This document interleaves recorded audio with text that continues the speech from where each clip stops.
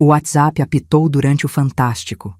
Aos 65 anos, eu ainda não estava acostumada com tanta tecnologia, mas minha neta tinha me ensinado a usar. Quando abri a mensagem por engano, era para minha filha Carla. Li: conseguiu o dinheiro da sua mãe para Cancún? A coitada nem sonha que você inventou aquela história de emergência médica do marido. Foi quando descobri que meu próprio sangue me considerava uma idiota útil, fácil de manipular.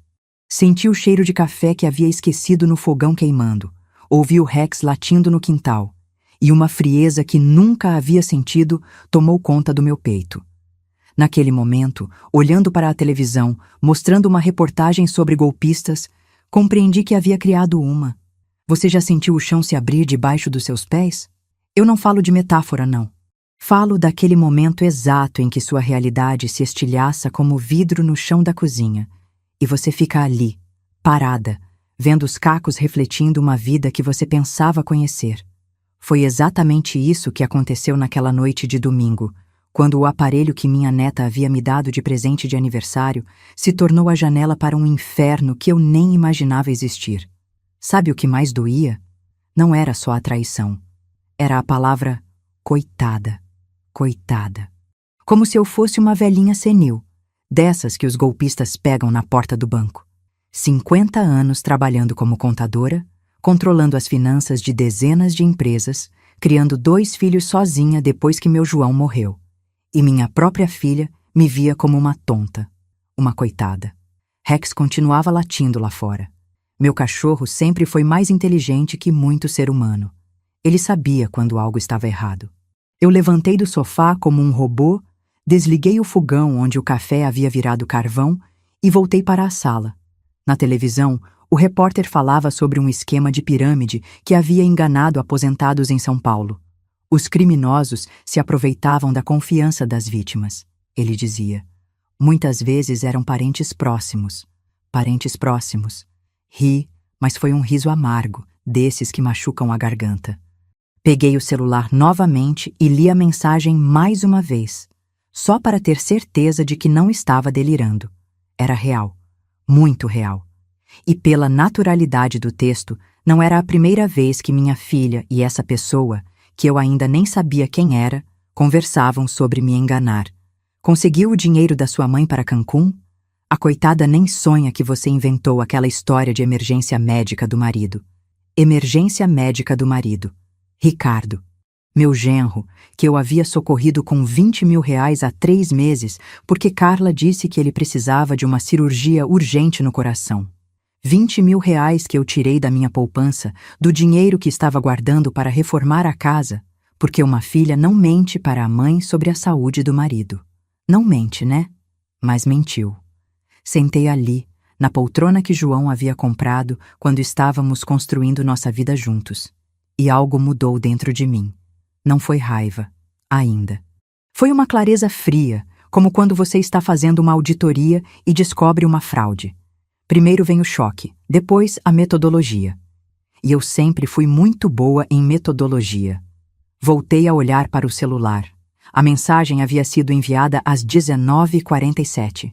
Carla provavelmente estava jantando com a família em Cancún nesse momento, no resort que eu havia pagado sem saber. O último áudio que ela tinha me mandado era de quinta-feira. Mãe, obrigada por tudo.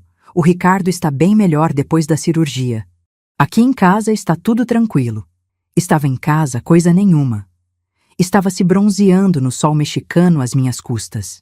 Rex parou de latir. O silêncio da casa ficou denso, pesado. Eram 8 e pouco da noite de um domingo, e eu estava sozinha com a descoberta de que havia criado uma filha que me via como uma fonte de renda disfarçada de amor maternal. Quantas outras vezes? Quantas outras emergências foram, na verdade, financiamento para a vida que Carla queria ter, mas não podia pagar? Abri o WhatsApp e comecei a rolar nossa conversa. 3 meses atrás. Mãe, o Ricardo está com uns problemas no coração. Precisamos de ajuda. 6 meses antes. Mãe, a Letícia precisa de aparelho nos dentes urgente. Você pode ajudar? 8 meses atrás. Mãe, estamos com dificuldades aqui em casa. Você tem como emprestar um dinheiro? Emprestar. Ela sempre usava essa palavra. Emprestar. Como se algum dia eu fosse ver a cor daquele dinheiro de volta. Como se uma mãe emprestasse algo para um filho. A gente dá, a gente sacrifica, a gente tira da própria boca. Mas emprestar? Emprestar pressupõe devolução. Levantei e fui até o quarto onde guardo meus documentos. Na gaveta da cômoda, dentro de uma pasta azul, estão todos os meus extratos bancários dos últimos 2 anos. Sempre fui organizada. Até demais, o João vivia falando. Vera, relaxa com essas contas. Mas agora eu agradecia a minha obsessão por papelada. Trouxe tudo para a mesa da cozinha e comecei a somar. Janeiro de 2022, 3.000 para a consulta particular do Gabriel. Março, 5.000 para o material escolar caro da Letícia. Maio, 12.000 para reformar o banheiro que estava vazando. Julho, 20.000 para a tal cirurgia do Ricardo. Setembro, 8.000 para resolver uns problemas no trabalho da Carla. 48.000 reais em 9 meses. 48.000 reais que eu havia dado para uma filha que estava, provavelmente neste exato momento, brindando com caipirinha em Cancún, rindo de como foi fácil arrancar dinheiro da mãe coitada. Durante 50 anos, fui Vera Nascimento Silva, a contadora mais confiável de Campinas. Mulheres da minha geração aprenderam cedo que confiança é moeda rara, mas eu sempre acreditei que família era diferente. Família era sagrada. Família era o lugar onde você podia baixar a guarda, ser vulnerável, ser generosa sem calcular o risco. Que piada! Depois que o João morreu, há 5 anos, eu me transformei na matriarca que todo mundo esperava que eu fosse. A viúva forte, a avó presente, a mãe sempre disponível para resolver os problemas dos filhos. Minha casa virou ponto de encontro nos domingos. Carla sempre vinha com o Ricardo e os meninos, Bruno aparecia quando não estava viajando a trabalho. Eu fazia aquela feijoada que meu marido adorava, escutava os problemas de todo mundo, dava conselhos e, quando necessário, ajuda financeira. Achei que estava sendo uma boa mãe. Uma mãe presente, do tipo que todo mundo diz que falta hoje em dia. Que sorte os seus filhos têm! As vizinhas sempre falavam. Uma mãe dessas, que ainda ajuda mesmo depois de crescidos. Eu sorria, orgulhosa. Pensava que estava fazendo diferença. Na verdade, estava sendo explorada. Carla sempre foi a mais dramática dos dois. Quando era criança, qualquer machucadinho virava novela mexicana. Quando era adolescente, qualquer problema na escola era o fim do mundo. Quando ficou adulta, qualquer dificuldade financeira virava crise humanitária. Eu costumava achar que era sensibilidade, que ela apenas sentia as coisas mais intensamente. Agora entendo que era manipulação. Ela sabia exatamente como me abordar. Sempre chegava no final da tarde, quando eu estava mais cansada, mais propensa à generosidade. Sempre trazia os netos. Por que mãe consegue negar alguma coisa olhando para os rostinhos dos netinhos? Sempre começava falando de coisas boas, me fazendo rir, criando aquele clima gostoso de família unida. Só depois vinha com o problema. E que atuação, meu Deus! Lágrimas nos olhos quando falava da dificuldade do Gabriel na escola. Voz embargada quando mencionava os problemas de saúde do Ricardo. Mãos trêmulas quando explicava como estava desesperada com as contas da casa. Oscar para Carla Silva Mendonça, categoria Melhor Atriz Coadjuvante numa comédia chamada Enganando a Própria Mãe. Eu caía todas as vezes. Todas. Porque mãe é assim. A gente quer acreditar. A gente precisa acreditar que os filhos que criamos são pessoas boas, honestas, que só vêm até nós quando realmente precisam. A alternativa, aceitar que você criou uma mentirosa profissional, é devastadora demais. Durante esses anos todos, enquanto me apresentavam como a vovó coitada que eles enganavam com facilidade, eu era outra pessoa completamente diferente. No escritório, onde ainda prestava consultoria 2 vezes por semana, eu era a Vera, que descobria fraudes em balanços, que desvendava esquemas de sonegação, que conseguia farejar mentira a quilômetros de distância. Mas em casa eu era só uma mãe que queria ajudar. A ironia é cruel. Eu que passei a vida profissional destrinchando números, descobrindo onde o dinheiro estava sendo desviado, identificando padrões suspeitos, nunca apliquei essa mesma frieza analítica para a minha própria vida familiar. Era como se existissem duas Veras: a profissional, afiada e desconfiada, e a mãe, ingênua e generosa.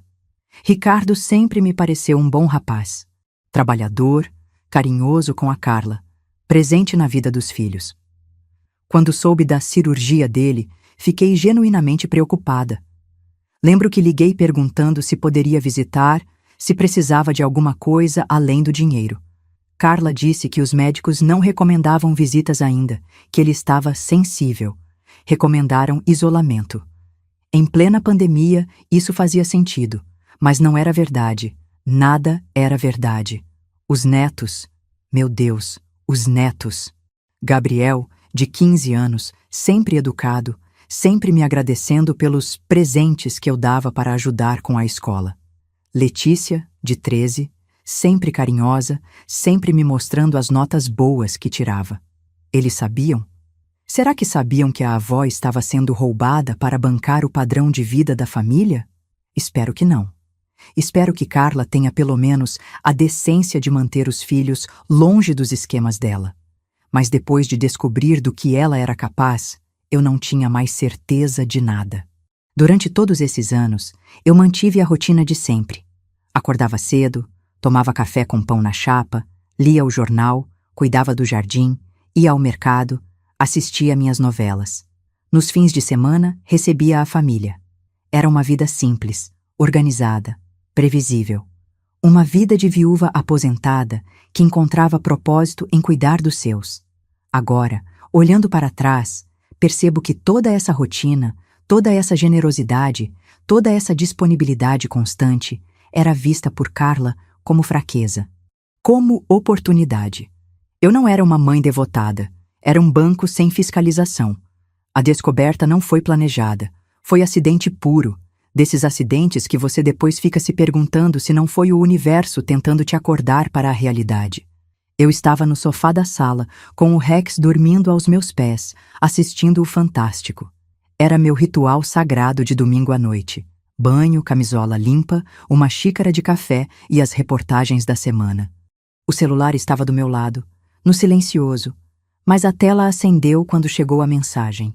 Eu vi Carla na notificação e automaticamente toquei para abrir. Pensei que fosse alguma foto de Cancún, talvez os meninos mandando um oi para a vovó. Eles sempre faziam isso quando viajavam, me deixavam no grupo de família para eu não me sentir excluída. Mas não era para mim, era para ela. Conseguiu o dinheiro da sua mãe para Cancún? A coitada nem sonha que você inventou aquela história de emergência médica do marido. Li uma vez, li de novo, e de novo. As palavras pareciam estar dançando na tela, se reorganizando, tentando formar frases diferentes. Mas sempre voltavam para a mesma coisa. Minha filha havia mentido sobre a doença do marido para conseguir dinheiro para uma viagem. Minha primeira reação foi negar. Não, isso não pode estar certo. Deve ser um mal-entendido. Talvez seja sobre outra pessoa. Mas não era. O número era da Carla. A foto do perfil era dela. E quem mais chamaria de sua mãe? O peito começou a apertar. Sabe quando você tem uma suspeita terrível e fica torcendo para estar errada? Foi isso. Mas ao mesmo tempo, algumas coisas começaram a fazer sentido de forma assustadora. A pressa que Carla teve para conseguir o dinheiro. A insistência para eu transferir via Pix, para não perder tempo com o banco. O jeito como ela desconversava quando eu perguntava sobre o hospital, sobre os médicos. Levantei do sofá tão rápido que o Rex acordou assustado. Fui até a cozinha onde estava minha agenda telefônica. Sim, eu ainda usava agenda de papel. Me processe. E procurei o número do Ricardo. Ia ligar para ele. Ia perguntar sobre a cirurgia, sobre como estava se sentindo. Mas parei com o dedo a centímetros do número. E se ele estivesse no esquema? E se soubesse de tudo? E se eu ligasse e eles percebessem que eu tinha descoberto? Voltei para a sala, peguei o celular e comecei a investigar como uma detetive. Abri o Instagram da Carla. Lá estava ela, há 2 dias. Foto na piscina do resort, drink na mão, legenda: merecido descanso em família. Merecido? Com o meu dinheiro? Fui para o perfil do Ricardo. Fotos dele de sunga, sorrindo, brincando na areia com os meninos. Homem que acabou de sair de uma cirurgia cardíaca brinca na praia? Nada no peito? Nenhuma marca? Nenhuma limitação? A ficha caiu como uma avalanche. Voltei para o WhatsApp e comecei a scrollar nossa conversa dos últimos meses. Cada emergência, cada pedido de ajuda, cada lágrima derramada na minha cozinha. Tudo começou a se encaixar como peças de um quebra-cabeça macabro. A urgência sempre suspeita. As desculpas esfarrapadas para eu não ir junto aos médicos. O jeito como ela mudava de assunto quando eu insistia em detalhes. E a frieza da mensagem. A coitada nem sonha. Como se eu fosse uma idiota. Como se fosse tão fácil me enganar que nem precisava de cuidado extra. Minha mente de contadora entrou em ação. Peguei meu caderno. Sempre tenho um por perto. E comecei a anotar todas as emergências dos últimos 2 anos. Datas, valores, justificativas. Um padrão emergiu. Sempre eram quantias altas o suficiente para fazer diferença, mas não tão altas que eu fosse questionar ou investigar. Carla conhecia meu limite. Sabia exatamente quanto eu poderia dar sem ficar desconfiada. Isso não era desespero ou necessidade. Era estratégia. O telefone tocou. Era ela. Mãe, como está? Aqui está uma maravilha. As crianças adoraram o hotel. A voz alegre, despreocupada, de quem estava aproveitando férias pagas com dinheiro roubado da própria mãe. Consegui controlar a voz para responder normalidade. Que bom, filha. Como está o Ricardo? Ah, ele está ótimo. Brincou o dia todo na praia com os meninos. Acho que o descanso está fazendo muito bem para ele. Descanso. Não recuperação de cirurgia. Descanso. Que alívio saber que ele se recuperou tão bem da cirurgia. Uma pausa. Pequena, quase imperceptível, mas eu percebi. É, mãe. Está tudo bem mesmo. Olha, vou desligar porque vamos jantar agora. Te amo. Te amo. Ela disse, te amo, depois de me roubar 20 mil reais. Desliguei o telefone e algo dentro de mim se quebrou definitivamente. Não foi o coração, foi a última resistência que eu tinha contra a verdade. Minha filha era uma mentirosa profissional e eu era a vítima preferida dela. Mas sabe qual foi a parte mais dolorosa de toda essa descoberta?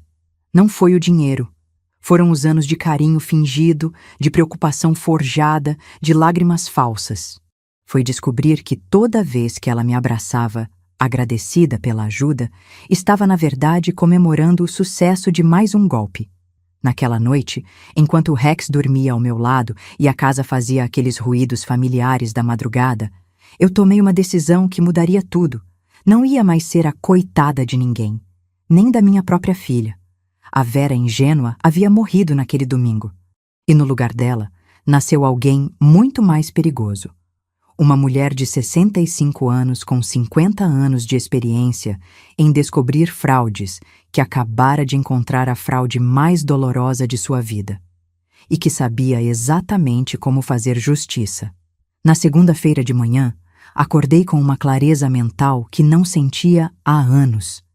Era como se a descoberta tivesse removido um véu dos meus olhos, e agora eu conseguia ver com a precisão de uma auditora experiente. Primeiro café, depois metodologia. Durante minha carreira, aprendi que descobrir uma fraude é apenas o primeiro passo. Provar é outra história completamente diferente. E se eu ia confrontar Carla, quando ia confrontar Carla, precisaria de evidências irrefutáveis. Não podia dar a ela a chance de inventar mais mentiras. Liguei para o Dr. Henrique, meu cardiologista, com quem faço acompanhamento há 10 anos. Doutor, o senhor poderia me dar o contato de um bom cardiologista para indicar para um conhecido? Algo urgente, particular. Ele me passou 3 nomes. Liguei para todos, perguntando sobre cirurgias cardíacas, valores, tempo de recuperação. Nenhum deles havia atendido ninguém com o nome Ricardo Mendonça nos últimos 6 meses. Aliás, segundo eles, uma cirurgia cardíaca séria exigiria pelo menos 2 semanas de repouso absoluto, sem exercícios, sem praia, sem viagens. Ricardo estava pulando na areia 2 dias depois da suposta cirurgia. Primeira evidência, mentira médica comprovada. Fui ao banco na terça-feira. Dona Sônia, gerente que me conhece há 15 anos, me ajudou a imprimir todos os extratos detalhados dos últimos 2 anos. Fazendo auditoria da própria vida, dona Vera, ela brincou. Se ela soubesse. Em casa, montei uma planilha que meu antigo chefe orgulharia. Coluna 1, data. Coluna 2, valor. Coluna 3, justificativa dada por Carla. Coluna 4, verificação, verdadeira ou falsa. Coluna 5, observações. O padrão era óbvio demais. Carla sempre me procurava no final do mês quando as contas ficam apertadas. Sempre com urgência. Sempre com histórias dramáticas envolvendo saúde ou educação dos netos. Coisas que uma avó jamais negaria. E sempre pedindo transferência imediata, para não perder tempo. Na quarta-feira, liguei para a escola dos meninos. Bom dia, sou a avó do Gabriel e da Letícia Mendonça. Gostaria de saber sobre uns materiais especiais que foram solicitados em março. A secretária foi muito solicita. Ah, sim. Mas os materiais especiais só são solicitados no início do ano letivo, em janeiro. Em março não houve nada extraordinário. Mentira número 2. Os R$ 3.000 do material escolar caro da Letícia eram pura invenção. Na quinta-feira, fingi que ia visitar minha irmã em Indaiatuba e passei na rua da Carla. A casa estava exatamente igual. Nenhuma reforma recente. Perguntei para Dona Maria, a vizinha fofoqueira que conhece tudo do bairro. Nossa, como ficou boa a reforma do banheiro da Carla. Que reforma, Dona Vera? Lá não teve reforma nenhuma. O que eles fizeram foi pintar a cerca no ano passado. Mentira número 3. Os R$ 12.000 da reforma urgente do banheiro que estava vazando. A cada evidência que juntava, sentia uma mistura de satisfação profissional e dor maternal. Era como descobrir que um cliente está desviando dinheiro. Você fica orgulhosa de ter descoberto, mas também decepciona com a desonestidade humana. A diferença é que dessa vez, o cliente desonesto havia saído de mim. Comecei a observar Carla com outros olhos durante nossas conversas no WhatsApp. Ela continuava mandando fotos de Cancún, sempre feliz, sempre despreocupada. Nos stories do Instagram, mostrava o quarto do hotel, as refeições, as atividades dos meninos. Cada foto era uma prova a mais de que meus R$ 20.000 estavam sendo torrados em drinks e passeios. Mas o que mais me impressionava era como ela mantinha a normalidade. Continuava me mandando áudios carinhosos. Mãe, espero que esteja bem. Aqui estamos aproveitando, mas já estamos com saudades. Como alguém consegue ser tão cínica? Como alguém consegue mentir com tanta naturalidade para a própria mãe? Na sexta-feira, recebi uma ligação do Bruno. Meu filho caçula sempre foi mais observador que a irmã, mais analítico. Mãe, vi as fotos da Carla em Cancún. Não sabia que eles tinham grana para um hotel desses. Pois é, né? Ela disse que conseguiram uma promoção. Testei o terreno. Promoção? Mãe, aquele hotel custa uns $500 a diária. E pelo que vi nas fotos, eles estão numa suíte familiar. Isso não é promoção. É categoria de luxo. Bruno trabalha com turismo corporativo. Conhece hotéis. Se ele disse que era caro, era porque era muito caro mesmo. Comecei a me perguntar, quanto realmente custou essa viagem? Quanto do meu dinheiro foi usado? Naquela noite, criei uma conta falsa no Instagram. Perfil em branco, nome genérico, e comecei a stalkar todos os posts da viagem. Não era só o hotel. Eram os restaurantes, os passeios, as roupas novas que os meninos estavam usando, as bolsas que a Carla estava exibindo. Com minha experiência em números, calculei. Aquela viagem custou no mínimo R$ 40.000. R$ 40.000 que ela não tinha. R$ 40.000 que vieram de mim através de mentiras espalhadas durante meses. Mas o que me deixou mais fria foi descobrir que não era a primeira vez. No sábado de manhã, enquanto regava as plantas do jardim, comecei a pensar em outras situações estranhas dos últimos anos. A mente de investigadora que havia despertado dentro de mim não conseguia mais parar. Cada memória suspeita vinha à tona como peças de um quebra-cabeça gigantesco. Lembrei da vez, ano passado, quando Carla disse que precisava de R$ 5.000 porque o Gabriel tinha quebrado uma janela da escola e eles estavam cobrando a reposição. Na época, achei caro, mas ela explicou que era uma janela especial, anti-ruído. Escola particular, né, mãe? Tudo é mais caro. Resolvi ligar para a da escola. Bom dia, sou a avó do Gabriel Mendonça. Gostaria de saber sobre o incidente da janela quebrada no ano passado. Silêncio. Que janela, senhora? Não temos registro de nenhum incidente envolvendo seu neto. Mais R$ 5.000 roubados com mentira. Depois lembrei do problema no trabalho, da Carla. Em setembro, ela havia me procurado desesperada.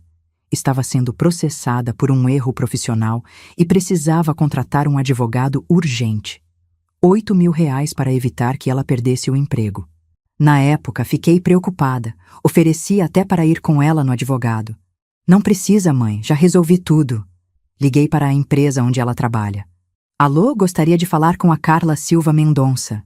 A Carla está de férias, senhora. Volta semana que vem. Nada de processo, nada de problema jurídico. Férias tranquilas em Cancún. A cada ligação, a cada verificação, eu descobria mais uma camada de mentiras. Não era só a cirurgia do Ricardo. Era um esquema sistemático, organizado, premeditado. Carla havia transformado mentir para a mãe numa fonte de renda paralela. Naquele final de semana, organizei tudo cronologicamente. Tinha evidência suficiente para processar minha própria filha por estelionato, e provavelmente ganharia. Mas não era isso que eu queria. O que eu queria era mais complexo, mais pessoal. Na segunda-feira, Carla voltou de viagem. Às 3 da tarde, meu celular tocou. Mãe, chegamos! As crianças adoraram a viagem. Foi inesquecível. Inesquecível mesmo. Para mim também. Que bom, filha. Como está o Ricardo? Ah, ele está ótimo. A viagem fez muito bem para ele. Acho que já estava 100% recuperado da cirurgia mesmo. Ela não tinha nem vergonha de continuar mentindo. Mesmo depois de ter passado uma semana inteira desmentindo sua própria história nas redes sociais, ainda insistia na farsa da cirurgia. Posso ir aí amanhã? Trouxe umas lembrancinhas do México para vocês. Claro, mãe, vai ser ótimo te ver. As crianças também trouxeram presente para você. E presentes comprados com meu próprio dinheiro. A ironia era cruel demais. Na terça-feira, fui até a casa dela. Carla me recebeu bronzeada, descansada, sorrindo. Me mostrou as fotos no celular, me contou sobre os passeios, me deu um chaveiro brega escrito Cancún. Me abraçou apertado e disse: Mãe, muito obrigada pela ajuda com o Ricardo. Sem você, a gente não teria conseguido passar por isso. Conseguir passar por isso. Como se fosse uma provação, não umas férias de luxo. Ricardo apareceu na sala, também bronzeado, também sorrindo. Dona Vera, como está? Me cumprimentou normalmente, sem constrangimento, sem qualquer sinal de que estivesse se recuperando de uma cirurgia. Na verdade, estava visivelmente mais forte e saudável que antes da suposta operação. Foi nesse momento que entendi. Ricardo sabia. Claro que sabia. Ninguém vai para Cancún escondido da esposa. Ele era cúmplice, não vítima. Os netos chegaram da escola cheios de novidades sobre a viagem. Gabriel me mostrou um tênis novo que havia ganhado lá. Letícia me deu um brinco que havia escolhido especialmente para mim. Eles estavam genuinamente felizes, genuinamente carinhosos e genuinamente alheios ao fato de que a viagem havia sido financiada por mentiras contadas para a avó. Durante o café da tarde que Carla preparou, eu observei a família com olhos de investigadora. Eles estavam confortáveis demais, naturais demais. Não havia culpa, não havia nervosismo. Para eles, eu não era a vítima de um golpe. Era a beneficiadora generosa que havia possibilitado uma viagem maravilhosa. Mãe, Carla disse, pegando minha mão, eu não sei como agradecer tudo que você fez por nós. Você salvou o Ricardo, salvou nossa família. Ela disse isso olhando nos meus olhos, segurando minha mão, com lágrimas de gratidão escorrendo pela face bronzeada. Se eu não soubesse a verdade, teria me emocionado. Teria sentido orgulho de ter ajudado. Teria saído de lá feliz por ter uma filha tão grata. Mas eu sabia a verdade. E a verdade era que minha filha era uma atriz melhor que qualquer protagonista de novela da Globo. Quando cheguei em casa naquela terça-feira, depois de passar a tarde assistindo minha filha me agradecer por ter sido roubada, Algo dentro de mim se cristalizou. Não era mais raiva. Raiva é quente, impulsiva. Era algo frio, calculado, definitivo. Sentei na cozinha com uma xícara de café e meu caderno de anotações. Rex veio se deitar aos meus pés, como sempre fazia quando percebia que eu estava concentrada. Cachorros são intuitivos. Ele sabia que algo havia mudado.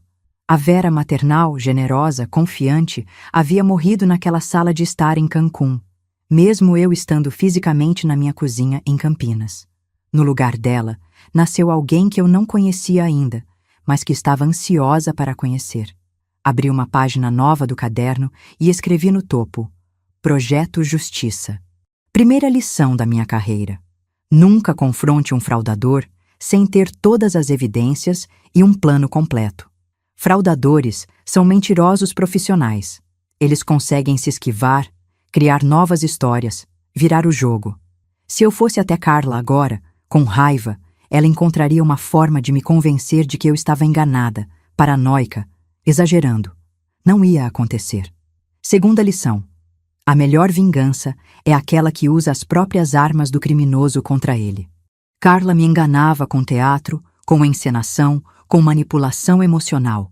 Então seria exatamente assim que eu ia destruir ela. Terceira lição. Timing é tudo. Não adiantava agir por impulso. Precisava esperar o momento certo, criar a situação certa, ter as pessoas certas presentes. Comecei a planejar. Carla sempre me procurava no final do mês quando as contas apertavam. Estávamos no meio de novembro. Logo ela inventaria outra emergência para conseguir dinheiro para o Natal. Era onde eu ia pegá-la. Mas primeiro, precisava entender exatamente qual era a situação financeira real dela.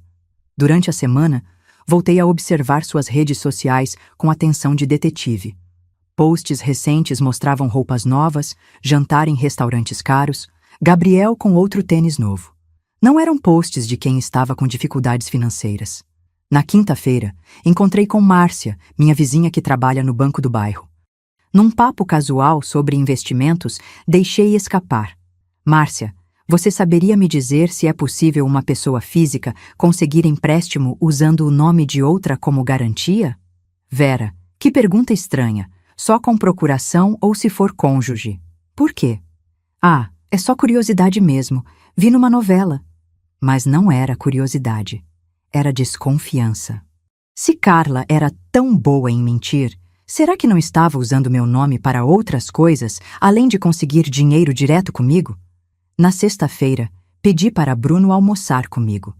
Meu filho caçula sempre foi mais direto, menos emotivo que a irmã. Se alguém da família podia me ajudar a entender a situação real da Carla, era ele. Bruno, você acha que a Carla anda meio estranha ultimamente? Ele parou de comer e me olhou com aquela cara de quem estava esperando essa conversa há tempos. Mãe, posso ser sincero? Pode. A Carla sempre foi meio fantasiosa, mas ultimamente está exagerando. Aquela viagem para Cancún não fecha a conta, mãe. Eu sei quanto eles ganham, sei quanto gastam. Não dava para fazer uma viagem daquela sem ajuda externa. Que tipo de ajuda externa? Não sei. Talvez empréstimo, talvez você. Bruno sabia, ou pelo menos desconfiava. E pelo jeito como falou, ele não aprovava. E o que você acha que eu deveria fazer? Mãe, você é adulta, é independente, faz o que achar melhor com seu dinheiro. Mas cuidado, a Carla sempre teve um jeitinho de conseguir o que quer, desde criança. Esse jeitinho era exatamente o que eu estava investigando. No fim de semana, tomei uma decisão que selaria o destino da minha filha. Ia dar a ela uma última oportunidade de ser honesta comigo. Uma última chance de confessar, de se redimir, de mostrar que ainda tinha alguma consciência. E quando ela falhasse, porque eu tinha certeza de que falharia, aí sim executaria meu plano. Na segunda-feira, liguei para ela. Carla, querida, preciso conversar com você sobre uma coisa importante.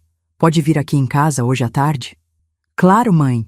Aconteceu alguma coisa? Não, não é nada demais. Só preciso de um conselho seu sobre umas questões financeiras. Ah, que bom. Você sabe que pode contar comigo para qualquer coisa. Contar comigo para qualquer coisa. Incluindo ser roubada, aparentemente. Às 3 da tarde, ela chegou. Carinhosa como sempre, me abraçou, perguntou como eu estava, elogiou o bolo que eu havia feito. Sentamos na cozinha, como fazíamos há anos. Filha, preciso te contar uma coisa. Estou meio preocupada com minha situação financeira. Os olhos dela brilharam. Era como ver um predador que acabou de detectar uma presa ferida. O que houve, mãe? É que... Você sabe que eu sempre fui muito controlada com dinheiro, né? Mas ultimamente tenho gasto muito, com ajudas para vocês, com a casa, com os remédios. Estou começando a ficar preocupada se vou ter dinheiro suficiente para o resto da vida. Carla fez uma cara de preocupação genuína. Mãe, não fala assim. Você sempre foi tão organizada. Tem certeza de que está com problemas financeiros? Tenho. Na verdade, estou pensando em vender a casa e ir morar num apartamento menor. Silêncio. Carla processou a informação. Se ela realmente me amasse, se realmente se preocupasse comigo, essa seria a hora de confessar. De dizer, mãe, talvez eu possa devolver parte do dinheiro que você me emprestou. Ou, mãe, talvez eu tenha exagerado nos pedidos de ajuda. Mas não foi isso que aconteceu. Mãe, que tristeza. Mas sabe que, se você vender a casa, talvez possa me ajudar com mais uma coisinha antes? Mais uma coisinha. O que você precisa, filha? É que a Letícia precisa de aparelho dentário urgente. Dentista particular, porque pelo convênio a fila está muito grande. São 15 mil reais, mas ela está com vergonha de sorrir na escola. 15 mil reais. Para uma suposta emergência odontológica de uma menina que havia passado 2 semanas sorrindo sem constrangimento nas fotos de Cancún. Era a confirmação que eu precisava. Mesmo sabendo que eu estava com dificuldades financeiras, mesmo ouvindo que eu poderia ter que vender minha casa, Carla ainda tentou me extorquir mais dinheiro. Naquele momento, olhando para minha filha mentindo descaradamente na minha cozinha, a última fagulha de dúvida que eu tinha se apagou. Não havia salvação para nossa relação. Não havia volta. Claro, filha, vou ver o que posso fazer. Ela me abraçou, aliviada. Ai, mãe, muito obrigada. Você é um anjo na nossa vida. Um anjo. Ela disse que eu era um anjo enquanto planejava me roubar de novo. Depois que ela foi embora, sentei na sala com Rex e comecei a finalizar meu plano. Não ia mais ser a mãe generosa. Não ia mais ser a avó que sempre ajuda. Não ia mais ser a coitada que qualquer um pode enganar. Ia ser a vingadora que minha filha nunca esperou que eu fosse. A partir daquela terça-feira, comecei a jogar o jogo da Carla, só que com regras próprias. Se ela era boa em mentir, eu seria melhor em fingir. Se ela sabia manipular emoções, eu transformaria isso numa ciência exata. A diferença é que eu tinha 50 anos de experiência em descobrir quando os números não fechavam, e agora aplicaria essa expertise na própria filha. Meu primeiro movimento foi estabelecer uma nova dinâmica. Quando Carla me ligou na quinta-feira perguntando sobre os 15 mil reais do aparelho da Letícia, respondi com voz cansada. Filha, estou pensando ainda. Preciso organizar minhas finanças primeiro. Silêncio do outro lado. Carla não estava acostumada com hesitação da minha parte. Normalmente, quando um neto estava envolvido, eu abria a carteira na hora. Mãe, mas é urgente. A dentista disse que quanto mais esperarmos, pior vai ficar. Eu entendo, querida. Mas sabe como é... Depois da idade, a gente fica mais cuidadosa com dinheiro. Mãe, você está estranha. Aconteceu alguma coisa? Perfeito. Eu queria que ela ficasse insegura, questionando se havia perdido a fonte de renda fácil. Não, filha. É só que, sei lá, ando pensando muito no futuro, em como vou me sustentar se ficar doente, essas coisas. Plantei a primeira semente. A ideia de que eu estava ficando paranoica com dinheiro. Era importante que ela acreditasse que minha relutância era por senilidade, não por desconfiança. No fim de semana, coloquei a segunda fase em ação. Liguei para ela chorando. Uma atuação digna de M. Carla, preciso da sua ajuda. Mãe, o que aconteceu? É que...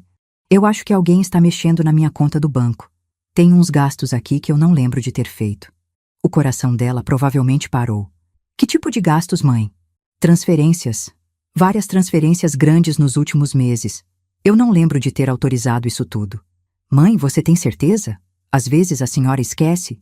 Você não fez essas transferências para me ajudar? Ela estava desesperada para me fazer lembrar, para me fazer reconhecer que o dinheiro havia sido para ela. Mas eu continuei com a encenação. Ajudar com o quê, filha? Eu não lembro de você ter pedido ajuda para nada. Silêncio longo. Carla estava entre a cruz e a espada. Se admitisse que pediu o dinheiro, teria que explicar para quê. Se negasse, eu poderia pensar que estava sendo roubada por estranhos e chamar a polícia. Mãe, a senhora lembra da cirurgia do Ricardo? A senhora me ajudou com os custos. Que cirurgia, filha? O Ricardo não fez cirurgia nenhuma. Vocês não estavam viajando esses dias? A confusão na voz dela era palpável.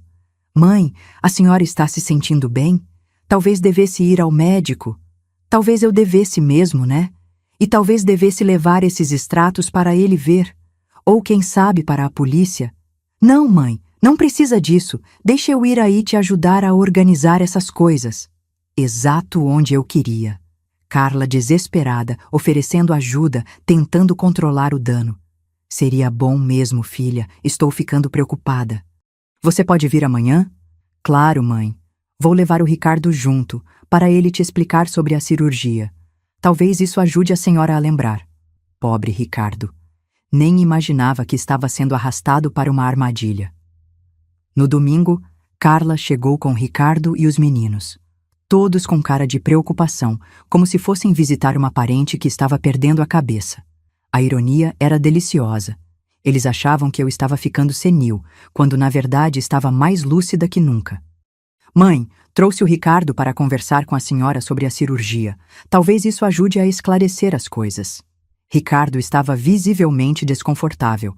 O homem não era mentiroso profissional como a esposa. Dava para ver o nervosismo na cara dele. Oi, dona Vera. Como está se sentindo? Oi, Ricardo. Você pode me explicar essa história de cirurgia? Porque eu não estou lembrando de nada. Ele olhou para Carla, como pedindo socorro. Ela fez um sinal discreto com a cabeça. Vai em frente. Dona Vera foi em julho. Cirurgia no coração. A senhora foi muito generosa me ajudando com os custos. Mas, Ricardo, você está com uma cara ótima para quem fez cirurgia no coração. E essas marcas de bronzeado? Parece que você passou uns dias na praia. O homem ficou vermelho. É que... Já faz alguns meses, né? Já estou recuperado. Fingi estar processando a informação. E onde foi essa cirurgia mesmo? Carla interveio rapidamente. Foi no Hospital Santa Marcelina, mãe. Lembra que conversamos sobre isso? Não lembro, não. Vocês têm os documentos? Relatório médico, nota fiscal, essas coisas? O casal se entreolhou. Claro que não tinham. A cirurgia nunca existiu. Mãe, a senhora sabe como é burocracia de hospital. Esses papéis ficam tudo bagunçado. Mas alguma coisa vocês devem ter guardado, né? Sei lá, receita médica, atestado. A gente procura, mãe. Deve estar guardado em casa. Eles nunca iam achar esses documentos, obviamente. Mas agora sabiam que eu estava cobrando comprovação. Era minha forma de mostrar que o jogo havia mudado. Durante o almoço, continuei com pequenos testes. Fiz perguntas sobre detalhes da suposta cirurgia, sobre o médico, sobre o hospital. Carla e Ricardo se embaralhavam nas respostas, se contradiziam, inventavam detalhes na hora. Ricardo, qual era o nome do seu médico mesmo? Doutor Silva. Silva como? Silva de quê? Ah, Doutor Silva. Cardoso. Doutor Silva Cardoso ou doutor? Cardoso Silva? Silva Cardoso. Carla percebeu que o marido estava se atrapalhando e mudou de assunto. Mãe, e essa história de alguém mexer na sua conta? A senhora já foi ao banco? Ainda não, mas estou pensando em pedir para o Bruno me acompanhar. Ele entende dessas coisas de banco. A menção ao Bruno as deixou alertas. Elas sabiam que meu filho caçula era mais desconfiado, mais questionador. Se ele se envolvesse na investigação, seria mais difícil manter as mentiras. Mãe, não precisa incomodar o Bruno. Eu posso te acompanhar no banco. Obrigada, filha. Mas acho que o Bruno entende mais de... Como é que fala? Essas coisas de investigação financeira. Investigação financeira. Deixei a palavra no ar propositalmente, para elas entenderem que eu estava levando a sério a possibilidade de ter sido roubada. Depois do almoço, enquanto Ricardo brincava com as crianças no quintal, Carla me puxou para um canto. Mãe, estou preocupada com a senhora. Esse esquecimento, essa paranoia com dinheiro, não é normal. Paranoia? Filha, sumiram quase 50 mil reais da minha conta em poucos meses. Ela engoliu seco. 50 mil. Agora ela sabia que eu tinha calculado o valor total de todas as ajudas. Mãe, talvez a senhora devesse fazer uns exames. Às vezes problemas de memória. Problemas de memória? Fingi indignação. Carla, eu posso estar velha, mas não sou louca. Sei muito bem que dinheiro não some sozinho. Não, mãe. Eu não quis dizer isso. É só que, às vezes, confusão mental pode... Confusão mental, nada. Vou sim falar com o Bruno. E se for preciso, vou na polícia. Ninguém vai me roubar impunemente. Vi o desespero nos olhos dela. A possibilidade de eu envolver autoridades estava a deixando em pânico. Mãe, vamos com calma. Não precisa dessa agressividade toda. Tenho certeza de que tem explicação para tudo. Espero que tenha mesmo, filha. Porque se eu descobrir que alguém está me roubando, não vou perdoar. Não importa quem seja. Durante a semana seguinte, intensifiquei a pressão psicológica. Todo dia ligava para Carla com uma descoberta nova sobre minhas finanças. Segunda-feira. Filha, achei mais uma transferência estranha aqui, de 5 mil reais em março. Terça-feira. Carla, você lembra de eu ter pagado alguma conta de hospital ano passado? Quarta-feira. Tem uma transferência aqui para não sei quem, de 3 mil reais em janeiro. Cada ligação deixava Carla mais nervosa. Ela tentava me fazer lembrar das situações, mas eu sempre fingia confusão, como se estivesse realmente com problemas de memória. Na quinta-feira, liguei fingindo estar em pânico. Carla, acho que descobri quem está mexendo na minha conta. Quem, mãe? É alguém que conhece meus dados pessoais, que sabe como eu penso, como eu reajo. Silêncio tenso. Mãe, do que a senhora está falando? Estou falando que só alguém muito próximo conseguiria me enganar dessa forma. Alguém da família. Mãe, que absurdo! Ninguém da família faria isso. Não? Então explica como é que 50 mil reais saíram da minha conta para situações que eu não lembro de ter autorizado? Mãe, a senhora autorizou sim. A senhora me ajudou várias vezes. Finalmente. Carla havia admitido que recebeu o dinheiro. Me ajudou com o quê, filha? Me explica direito. Com as emergências. O Ricardo, as crianças. Que emergências? Ricardo não fez cirurgia nenhuma. As crianças estão bem. Mãe, por favor, a senhora está confusa. Precisa ir ao médico. Confusa? Ou vocês que me contaram mentiras para conseguir dinheiro? Silêncio longo. Carla estava percebendo que o cerco estava se fechando. Mãe, a senhora não está falando sério. Estou falando muito sério. E sabe que mais? Vou marcar uma reunião familiar para esclarecermos isso tudo. Quero todo mundo junto. Você, o Ricardo, o Bruno, os meninos. Vamos colocar os pingos nos is.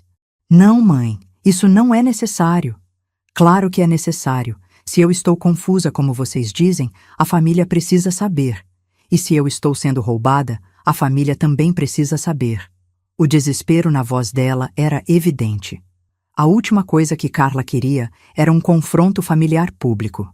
Mãe, vamos resolver isso entre nós. Não precisa envolver todo mundo. Precisa sim. Domingo que vem, aqui em casa, depois do almoço. Quero todo mundo presente. No fim de semana, Bruno me ligou. Mãe, a Carla me contou que a senhora está com problemas de memória. É verdade? Era a deixa que eu esperava para começar a envolver meu filho caçula no plano. Bruno, vem aqui em casa. Preciso mostrar uma coisa para você. Quando ele chegou, coloquei na mesa todos os extratos bancários, todas as evidências que havia coletado, todas as contradições que havia descoberto. Mãe, que loucura é essa? Loucura é sua irmã achar que eu sou idiota. Expliquei tudo para Bruno. A mensagem interceptada, as investigações, as mentiras descobertas. Ele ouviu tudo em silêncio, processando as informações com a mesma frieza analítica que eu. Mãe, isso é muito sério. É, e é por isso que preciso da sua ajuda. O que quer que eu faça? Quero que você esteja presente na reunião de domingo. Quero uma testemunha quando eu confrontar sua irmã. Alguém que possa confirmar que eu não estou senil, não estou confusa e não estou inventando nada. Bruno concordou. Sempre foi leal. Sempre foi honesto. Se havia alguém em quem eu podia confiar para me apoiar nesse momento, era ele.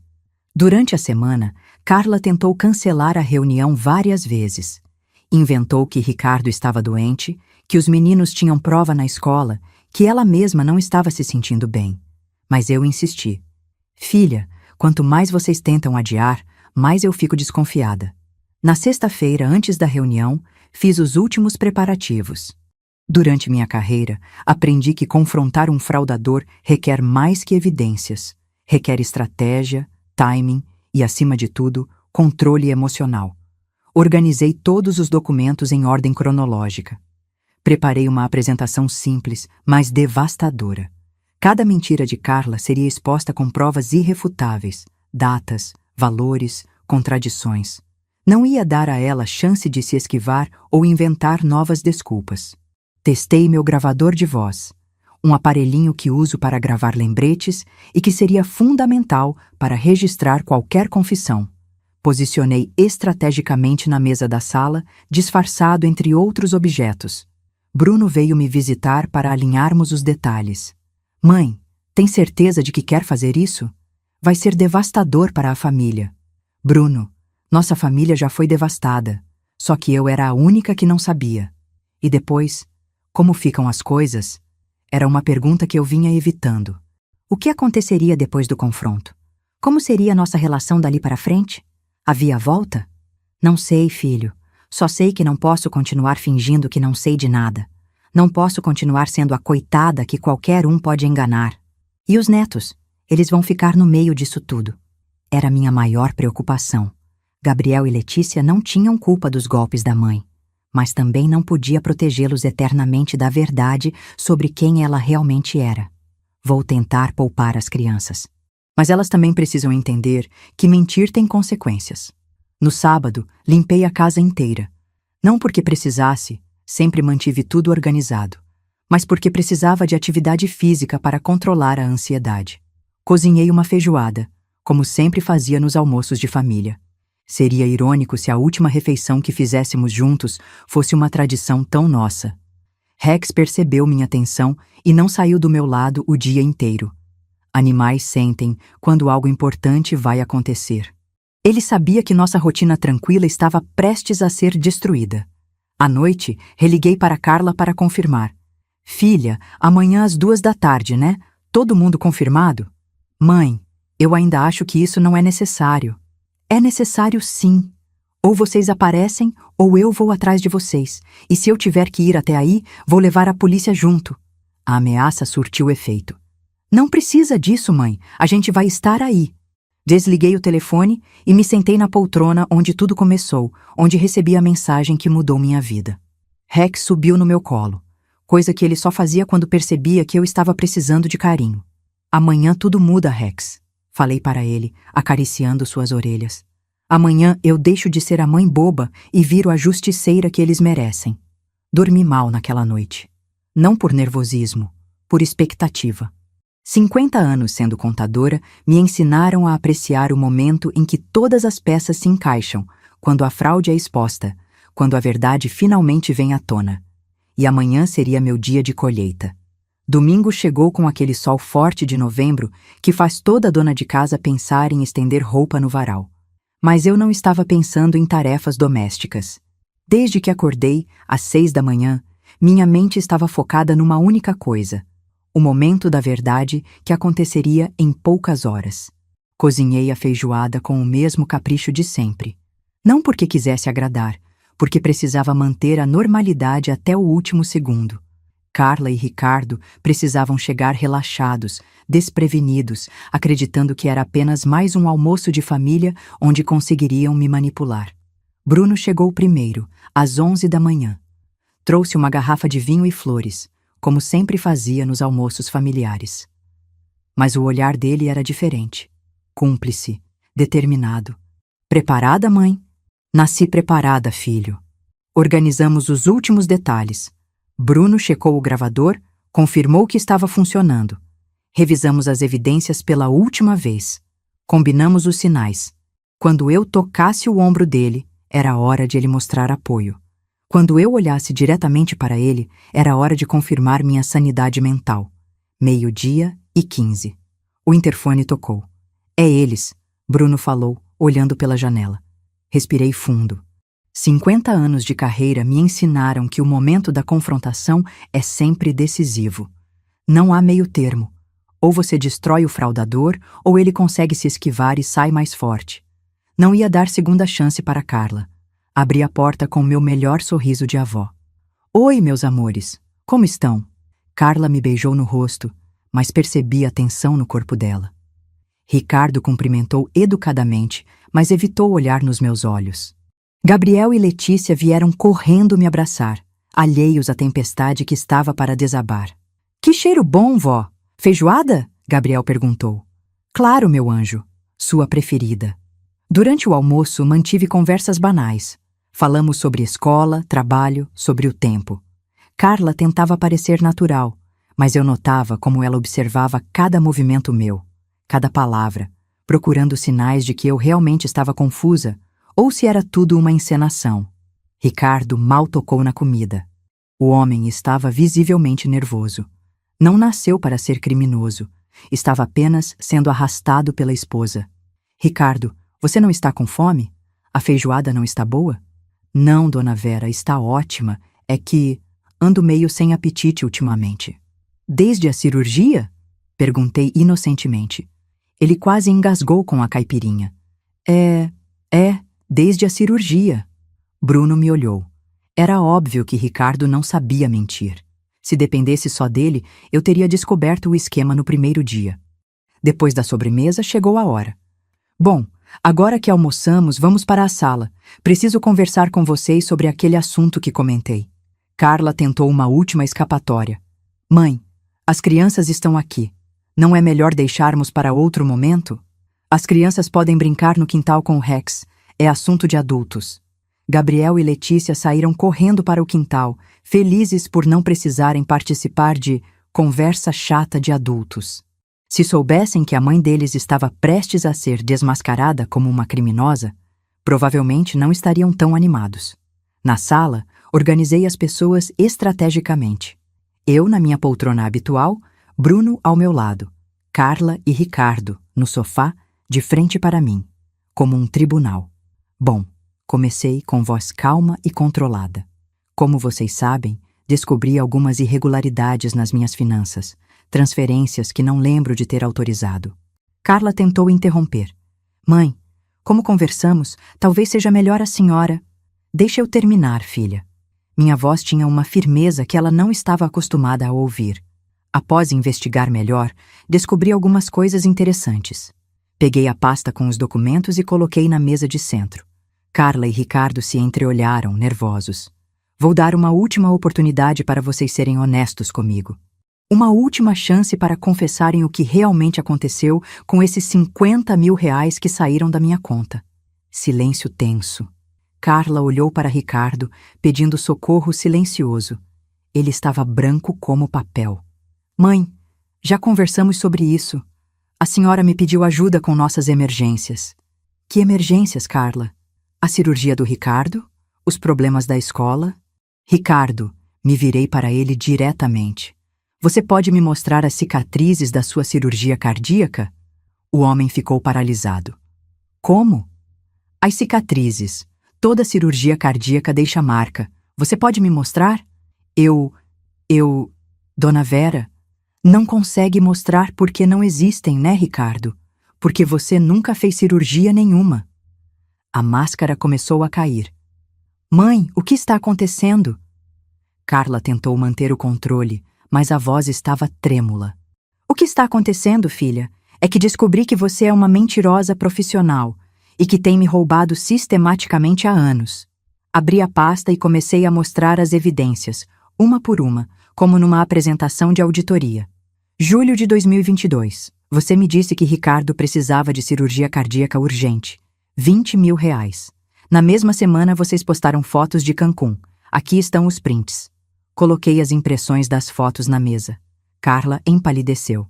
Março de 2022. Você disse que Gabriel quebrou uma janela cara da escola. R$ 5.000. Liguei para a da escola. Nunca houve nenhum incidente. Aqui está o protocolo da ligação. Mostrei as anotações da conversa com a secretária. Janeiro de 2022. Material escolar especial da Letícia. R$ 3.000. A escola não solicita material especial em março. Aqui está a confirmação. A cada evidência apresentada, Carla ficava menor no sofá. Ricardo parecia que ia desmaiar. Setembro de 2021. Problema jurídico no seu trabalho. R$ 8.000 para advogado. Liguei para sua empresa. Você nunca teve problema jurídico nenhum. Estava de férias quando disse que estava sendo processada. Bruno observava tudo em silêncio, como uma testemunha oficial do desmoronamento da irmã. Maio de 2021. Reforma urgente do banheiro que estava vazando. R$ 12.000. Conversei com sua vizinha. Nunca houve reforma. Aqui estão fotos recentes da sua casa, mostrando que o banheiro está exatamente igual. Coloquei todas as evidências espalhadas na mesa, como peças de um quebra-cabeça que finalmente se completava. No total, Carla, você me roubou R$ 73.000 em 2 anos. R$ 73.000 através de mentiras elaboradas, histórias dramáticas e chantagem emocional. Mãe, eu posso explicar. Explica então. Explica como você consegue olhar na cara da própria mãe e inventar que o marido está doente para conseguir dinheiro para viajar. Carla começou a chorar. Mas não eram lágrimas de arrependimento. Eram lágrimas de desespero de quem foi pega em flagrante. Mãe, eu estava desesperada. As contas estavam apertadas. Desesperada? Carla, você postou foto com bolsa de R$ 3.000 na mesma semana que me pediu dinheiro porque estava desesperada. Mostrei o print do Instagram. A bolsa aparecia claramente na foto, com a etiqueta de preço ainda visível. E você, Ricardo? Me virei para meu genro. Sabia de tudo desde o início ou descobriu no meio do caminho? Ele tentou falar, mas a voz não saía. Bruno respondeu por ele. Pelo jeito como está reagindo, eu diria que sabia de tudo. Ricardo, insisti. Responde para mim. Você sabia que sua esposa estava roubando dinheiro da minha mãe? Silêncio. Ricardo, estou esperando uma resposta. Eu achei que fosse só empréstimo. Que vocês tinham combinado. Empréstimo? R$ 73.000 em empréstimo? Sem documento, sem data de devolução, sem juros? E baseado em mentiras sobre doenças e emergências? Dona Vera, eu juro que não sabia que... Não sabia nada. Você sabia muito bem. Tanto que quando eu perguntei sobre a cirurgia, você inventou o nome de médico na hora. A situação estava se tornando constrangedora demais. Carla tentou uma última cartada. Mãe, eu vou devolver tudo. Foi tudo mal entendido. Mal entendido? Minha voz subiu 1/8. Carla, você forjou o documento médico, você inventou doença grave, você usou seus próprios filhos como isca emocional para me enganar. Mãe, eu nunca... Nunca o quê? Explodi. Nunca me chamou de coitada para seus cúmplices? Nunca riu de como era fácil me enganar? Nunca usou o meu amor maternal contra mim mesma? Peguei o celular e mostrei a mensagem interceptada. A mensagem que havia iniciado toda essa descoberta. Lê em voz alta, Carla. Lê para todo mundo ouvir. Ela se recusou. Então Bruno leu. Conseguiu o dinheiro da sua mãe para Cancún? A coitada nem sonha que você inventou aquela história de emergência médica do marido. O silêncio que se seguiu foi ensurdecedor. Agora, falei, com a calma fria de quem está executando uma estratégia planejada há semanas, vamos falar sobre consequências. Carla tentou se levantar. Mãe, vamos resolver isso em particular. Senta! A autoridade na minha voz a fez obedecer imediatamente. Você perdeu o direito de privacidade quando transformou roubar a própria mãe numa profissão. Peguei outro documento da pasta. Carla, você sabe o que é isso? Era uma cópia do meu testamento atualizado. Até semana passada, você era minha principal herdeira. Esta casa, minhas economias, meus investimentos, tudo seria dividido entre você e Bruno quando eu morresse. Seus olhos se arregalaram. Mas como descobri que você já está gastando sua herança em vida, através de roubos, resolvi fazer alguns ajustes. Mostrei o Novo Testamento, assinado e reconhecido em cartório 2 dias antes. Agora, Bruno herda tudo. Você não herda 1 centavo. Considera isso como pagamento antecipado dos R$ 73 mil que você me roubou. Mãe, você não pode fazer isso. Posso e já fiz. E sabe que mais? Vou contar para todos os nossos parentes e conhecidos o que você fez, para que ninguém mais seja enganado por suas histórias dramáticas. Ricardo tentou intervir. Dona Vera, isso é muito extremo. Extremo? Ricardo, você quer saber o que é extremo? É descobrir que sua própria filha considera você uma idiota útil. É saber que enquanto você se sacrifica para ajudar, eles estão rindo de você pelas costas. Levantei e fui até a cômoda, de onde tirei um envelope lacrado. E tem mais. Aqui está uma compilação completa de todas as evidências, extratos, prints, gravações, protocolos de ligações. Uma cópia vai para o Bruno, outra para meu advogado. Gravações?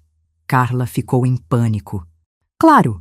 Você achou que eu não ia gravar nossas conversas depois que descobri que você é uma criminosa? Tenho gravado cada mentira, cada justificativa esfarrapada, cada nova tentativa de me enganar. Mostrei o gravador que havia ficado na mesa durante toda a nossa conversa, incluindo esta confissão de hoje. Mãe, isso é armação. Armação? Carla, quem armou foi você. Durante 2 anos, eu só documentei. Bruno finalmente falou. Carla, você tem noção do que fez? Você roubou a própria mãe. Eu não roubei, eu pedi ajuda. Pediu ajuda baseada em mentiras, ele rebateu. Isso tem nome, estelionato. A palavra ficou no ar como uma sentença. Estelionato, crime previsto no Código Penal. E agora, continuei, vamos estabelecer as novas regras. Primeira, você vai devolver cada centavo que me roubou, com correção monetária. Mãe, eu não tenho esse dinheiro todo. Então arruma. Vende o carro, vende as bolsas caras, vende o que for necessário. Tenho todos os comprovantes dos seus gastos supérfluos nos últimos meses. Segunda regra, você vai contar a verdade para Gabriel e Letícia. Eles vão saber que a mãe deles é uma ladra. Não, as crianças não têm nada a ver com isso. Tem sim. Eles foram usados como isca emocional nas suas mentiras. Merecem saber a verdade. Ricardo tentou negociar. Dona Vera, as crianças são inocentes. Exatamente por isso que vão aprender desde cedo que mentir tem consequências, que roubar tem consequências, que enganar a família tem consequências. Terceira regra, você vai fazer terapia. Vou pagar, porque claramente você tem problemas sérios de caráter. Mãe, isso é humilhação. Humilhação é ser chamada de coitada pela própria filha. Humilhação é descobrir que seu amor maternal foi transformado em fonte de renda. Sentei novamente na minha poltrona, olhando para os 2 destroços humanos no meu sofá. E a última regra. Nossa relação acabou. Você deixou de ser minha filha quando decidiu que eu era uma vítima fácil.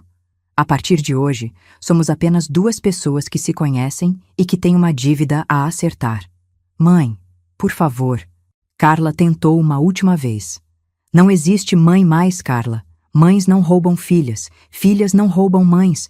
Você quebrou isso quando mandou aquela mensagem chamando a mulher que te criou de coitada. Levantei e fui até a porta da sala. Agora saiam da minha casa e só voltem quando trouxerem o dinheiro. Eles se levantaram em silêncio. Ricardo passou direto, sem olhar para mim. Carla parou na porta. Mãe, você vai se arrepender disso. A única coisa que me arrependo, Carla, é de ter demorado tanto para descobrir quem você realmente é. Depois que saíram, sentei na poltrona e comecei a chorar. Não de tristeza, de alívio. 50 anos investigando fraudes alheias e a maior fraude da minha vida estava dentro da própria casa. Bruno veio se sentar ao meu lado. Como se sente, mãe? Livre, respondi. Pela primeira vez em anos, me sinto livre. Rex subiu no meu colo e ficou ali, como sempre fazia quando precisava me dar carinho. Pelo menos alguém na minha casa ainda era leal. Do quintal, ouvi Gabriel e Letícia chamando. Vó, onde estão os pais? Já foram embora, gritei de volta. Venham se despedir.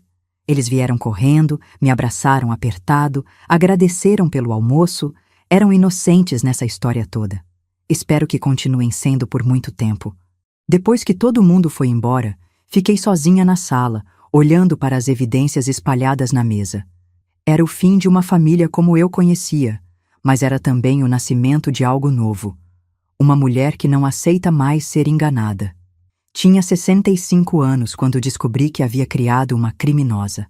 Agora, aos 65 anos e alguns meses, descobri que podia ser uma justiceira. E sabe de uma coisa? Gostei dessa nova versão de mim. 3 meses se passaram desde aquele domingo que dividiu minha vida em 2 partes, antes e depois de descobrir quem realmente era minha filha. Hoje, enquanto tomo meu café da manhã sozinha, como tenho feito todas as manhãs desde então, posso dizer que não me arrependo do que fiz. Mas seria mentira dizer que não houve custos. O primeiro custo foi a família. Não a família real. Essa já havia morrido quando Carla decidiu que eu era uma fonte de renda disfarçada de mãe. Mas a ilusão de família, aquela fantasia reconfortante de almoços de domingo, risadas na cozinha, netos brincando no quintal. Essa família de faz de conta desapareceu para sempre naquele confronto. Carla tentou me procurar algumas vezes nas primeiras semanas. Ligações chorosas, mensagens de WhatsApp pedindo perdão, tentativas de negociação. Mãe, podemos conversar? Posso explicar melhor. Sempre a mesma cantilena de quem foi pega em flagrante e ainda acha que pode reverter a situação com mais mentiras bem contadas. Bloqueei o número dela. Depois vieram as tentativas através de terceiros. Minha irmã Helena ligou de Indaiatuba. Vera, a Carla me contou que vocês brigaram. Ela está muito arrependida. Expliquei toda a situação para Helena. Mostrei as evidências. Minha irmã ficou chocada. Vera, eu não sabia que ela era capaz disso. Ninguém sabia. Carla era boa atriz, até quando foi desmascarada. Bruno se tornou meu aliado incondicional. Todo fim de semana ele aparece aqui em casa, às vezes traz namorada, sempre traz alguma novidade do trabalho. Nos tornamos mais próximos depois da revelação. Irônico como uma tragédia familiar pode fortalecer algumas relações enquanto destrói outras. Mãe, você tem notícias da Carla? Ele perguntou semana passada. Não quero ter. Ela não devolveu o dinheiro ainda? Nem um centavo. Mas também não esperava que devolvesse. Ladres raramente se regeneram espontaneamente. O dinheiro, curiosamente, deixou de ser importante depois de um tempo. Não era sobre os 73 mil reais. Era sobre a traição. Era sobre descobrir que durante anos eu fui vista como uma idiota pela própria filha. O dinheiro era apenas a evidência material de algo muito pior. A morte do amor maternal. As noites são as mais difíceis. Durante o dia, mantenho a rotina. Acordo cedo, cuido do jardim, faço as compras, leio, assisto minhas novelas, mas à noite, quando a casa fica silenciosa e Rex dorme aos meus pés, vêm as reflexões mais sombrias. Às vezes me pergunto se fui muito radical, se não deveria ter dado uma segunda chance, se o amor de mãe não deveria ter sido mais forte que o instinto de justiça. Mas aí lembro da frieza daquela mensagem. A coitada nem sonha. E a frieza volta. Não foi um erro, não foi um momento de fraqueza. Foi 2 anos de estratégia para me roubar sistematicamente. Outras noites, me pergunto que tipo de mãe eu fui para criar uma filha capaz disso. Onde errei? O que fiz de errado na educação dela? Bruno saiu honesto, trabalhador, íntegro. Carla saiu manipuladora, mentirosa, golpista.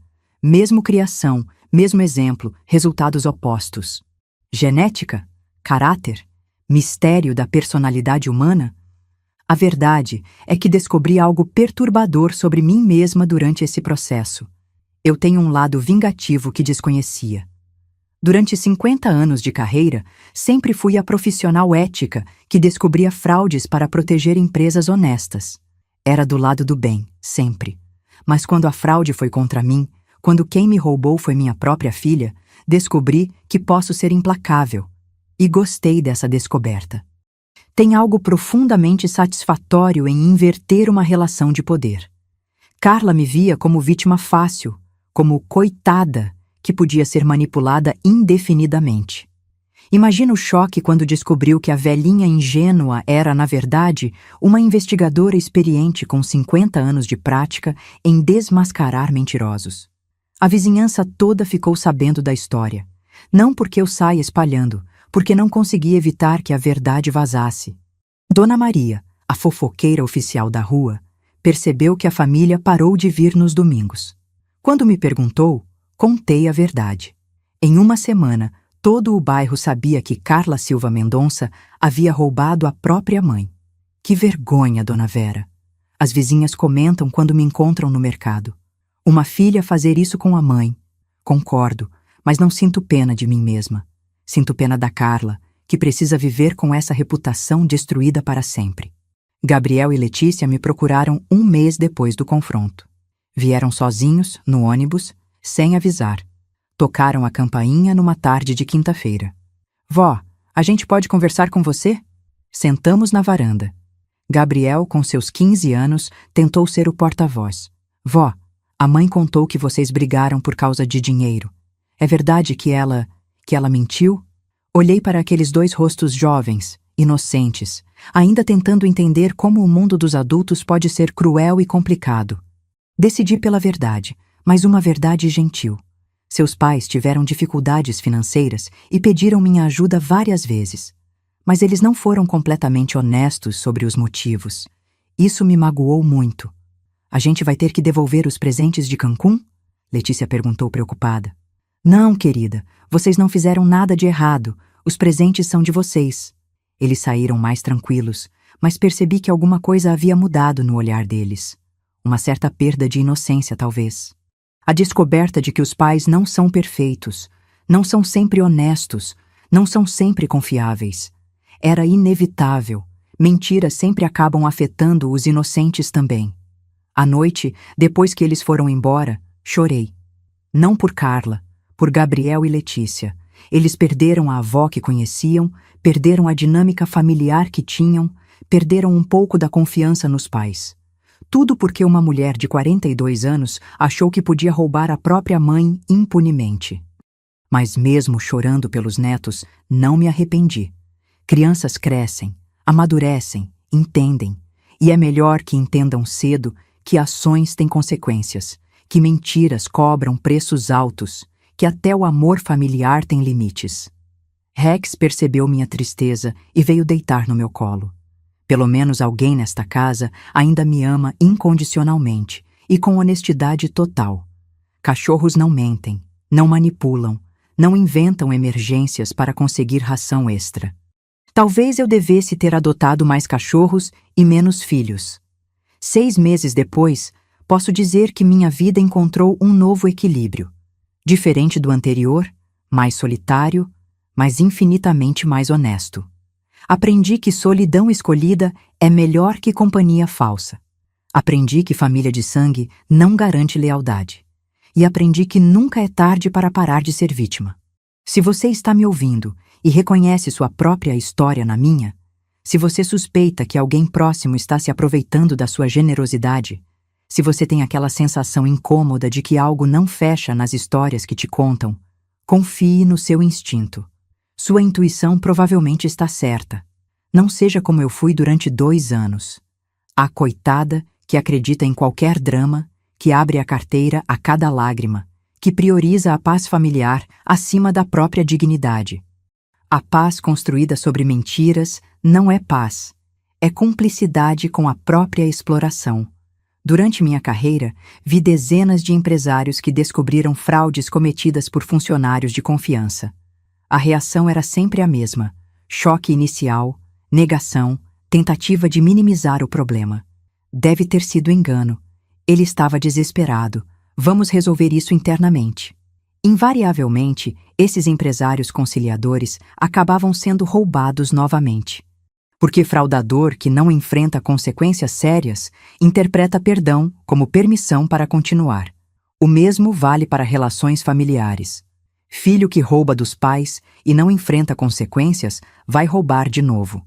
Cônjuge que mente sobre dinheiro e é perdoado vai mentir de novo. Parente que se aproveita da sua bondade e sai impune vai se aproveitar de novo. Bondade sem limites não é virtude, é ingenuidade. E ingenuidade prolongada se torna cumplicidade. Hoje, aos 68 anos, sou uma mulher diferente da que era aos 65. Mais desconfiada, mais cautelosa, mais seletiva com minha generosidade. Alguns diriam que me tornei mais fria. Eu digo que me tornei mais inteligente. Carla nunca devolveu o dinheiro. Soube através de Bruno que ela e Ricardo se separaram.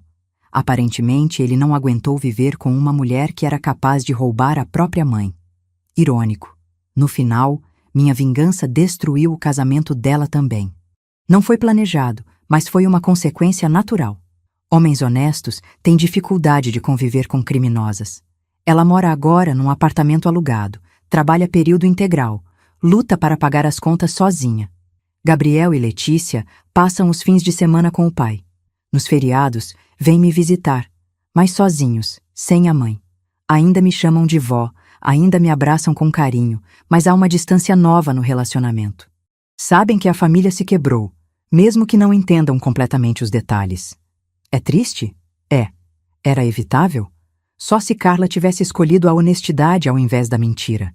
Mas ela fez suas escolhas, e escolhas têm preços. O que mais me intriga é que mesmo depois de tudo que aconteceu, às vezes sinto falta daquela vida anterior. Não falta das mentiras, não falta de ser roubada, falta da ilusão. Era mais confortável acreditar que tinha uma família unida, uma filha carinhosa, que minha generosidade era apreciada e não explorada. A verdade liberta, mas nem sempre conforta.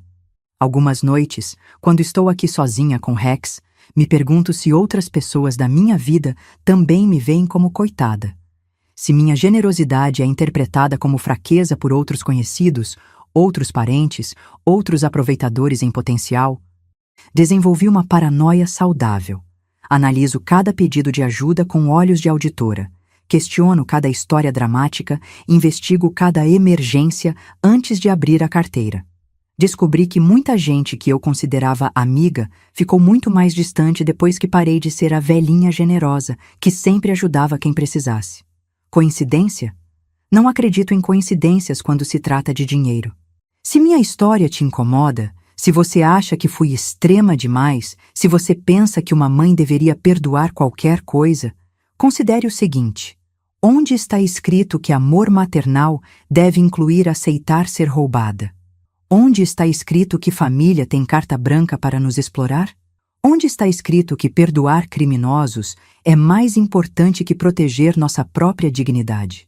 Durante décadas, mulheres da minha geração foram ensinadas que o papel de mãe era sacrificial, incondicional, infinitamente tolerante. Que mãe boa é aquela que dá tudo pelos filhos, que perdoa tudo, que se anula em nome da família. Essa mentalidade cria duas coisas: mães exploradas e filhos mimados que crescem achando que o mundo lhes deve alguma coisa. Quebrei esse ciclo. Tardio, mas quebrei. Hoje, quando olho no espelho, vejo uma mulher que aprendeu a se respeitar, que descobriu que sua inteligência e experiência valem mais que sua conta bancária, que escolheu a verdade dolorosa ao invés da mentira confortável. É uma vida mais solitária? É. É uma vida mais honesta? Definitivamente. E honestidade, descobri, é um luxo que vale qualquer preço. Se você tem filhos, ensine-os desde cedo que amor não é sinônimo de tolerância infinita, que família não é licença para desrespeito, que mentir para quem te ama é uma das formas mais covardes de traição. Se você é filho ou filha de alguém generoso, lembre-se de que generosidade é um presente, não um direito. Que seus pais têm uma vida além de resolver seus problemas. Que abusar da bondade alheia, mesmo sendo família, é uma forma de roubo. E se você é como eu era, a pessoa boa demais, a que sempre ajuda, a que nunca questiona, a que prioriza a paz familiar acima de tudo, saiba que nunca é tarde para acordar. Nunca é tarde para dizer chega. Nunca é tarde para escolher sua própria dignidade. A vida é curta demais para ser desperdiçada sustentando as mentiras de outras pessoas. Mesmo quando essas pessoas saíram de você. Especialmente quando essas pessoas saíram de você. Rex está dormindo aos meus pés enquanto termino de contar essa história. Amanhã acordarei cedo, regarei meu jardim, farei meu café, lerei meu jornal. Terei um dia tranquilo numa casa silenciosa, mas honesta. E pela primeira vez em anos, isso me basta completamente. Lembre-se, você ensina às pessoas como te tratar através do que aceita delas. Se aceita mentiras, receberá mentiras. Se aceita desrespeito, receberá desrespeito. Se aceita ser explorado, será explorado. Eu escolhi parar de aceitar. E você? O que escolhe aceitar na sua vida? A resposta a essa pergunta determinará se você será lembrado como alguém que soube se respeitar ou como mais uma coitada que qualquer um podia enganar. A escolha é sua. Sempre foi.